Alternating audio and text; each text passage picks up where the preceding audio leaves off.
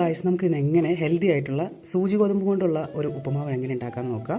നമ്മൾ ആദ്യം തന്നെ ഇത് തലേ ദിവസം ഈ സൂചി ഗോതമ്പ് എടുത്ത് വെള്ളത്തിൽ നന്നായിട്ട് സോക്ക് ചെയ്തെടുത്ത് ഇപ്പോൾ ഒരു ഓവർനൈറ്റ് ഇരുന്നിട്ടുള്ളതാണ് ഈ കാണുന്നത്. വെള്ളത്തിൽ ഇത് നല്ല സോഫ്റ്റ് ആയിട്ടുണ്ട്. ആദ്യം തന്നെ ഇതിലേക്ക് നമുക്ക് കുറച്ച് വെളിച്ചെണ്ണ നന്നായിട്ട് ഇങ്ങനെ ഒഴിച്ചു കൊടുക്കാം. ഇതിലേക്ക് നമുക്ക് ആവശ്യത്തിന് കുറച്ച് കടുക് ഇട്ട് കൊടുക്കാം കേട്ടോ. കുറച്ച് സവാള ഇട്ട് കൊടുക്കുക. അതിലേക്ക് ആവശ്യത്തിന് കുറച്ച് വേപ്പിലിട്ട് കൊടുക്കുക. കുറച്ച് പച്ചമുളക് ഇട്ട് കൊടുക്കുക. ഇഞ്ചി ഇട്ട് കൊടുക്കുക. ചെറുമുളക് ഒരു ചെറിയ 2 പീസ് നന്നായിട്ട് നമ്മളിങ്ങനെ വഴറ്റിയിട്ട് കൊടുക്കാം കേട്ടോ. അതിലേക്ക് കുറച്ച് ഉപ്പ് ആഡ് ചെയ്യുക. ആവശ്യത്തിന് ഉപ്പ് ആഡ് ചെയ്യണം. കുറച്ച് ഹെൽത്തി ആയിക്കോട്ടെ എന്ന് വെച്ച് ഞാൻ കുറച്ച് ബീൻസ് ഇടുന്നുണ്ട് കേട്ടോ. ഗ്രീൻ പീസ് ഇടുന്നുണ്ട് കേട്ടോ. ഇതൊക്കെ നന്നായിട്ടൊന്ന് വഴണ്ട് വരട്ടെ. ഇത് നന്നായിട്ടൊന്ന് വഴണ്ട് വരുന്നുണ്ട്. ഞാൻ അതിലേക്ക് കുറച്ച് വെള്ളം ആഡ് ചെയ്യാണ്.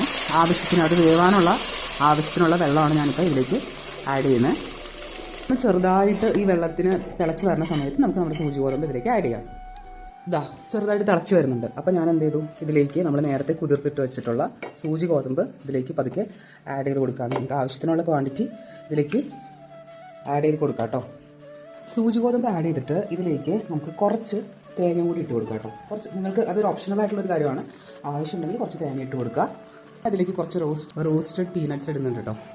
അപ്പോൾ കുറച്ച് മാത്രമേ ഇടുന്നുള്ളൂ. കുറച്ച് റോസ്റ്റഡ് പീനട്ട് ഞാൻ ഇടുന്നുണ്ട്. ഇനി ഇത് നന്നായിട്ട് ഇളക്കി കൊടുക്കും.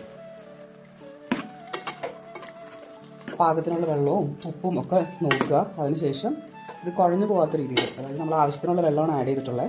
അപ്പോൾ ഇതൊന്ന് ജസ്റ്റ് ഒന്ന് വെന്ത് വരട്ടെ കേട്ടോ. അങ്ങനെ നല്ല സോഫ്റ്റ് ആയിട്ടുള്ള നമ്മുടെ ഹെൽത്തി ആയിട്ടുള്ള സൂചി ഗോതമ്പിൻ്റെ ഉപ്പുമാവ് ഇവിടെ റെഡിയായി. അപ്പോൾ നിങ്ങളൊന്ന് ഉണ്ടാക്കി നോക്കണേ.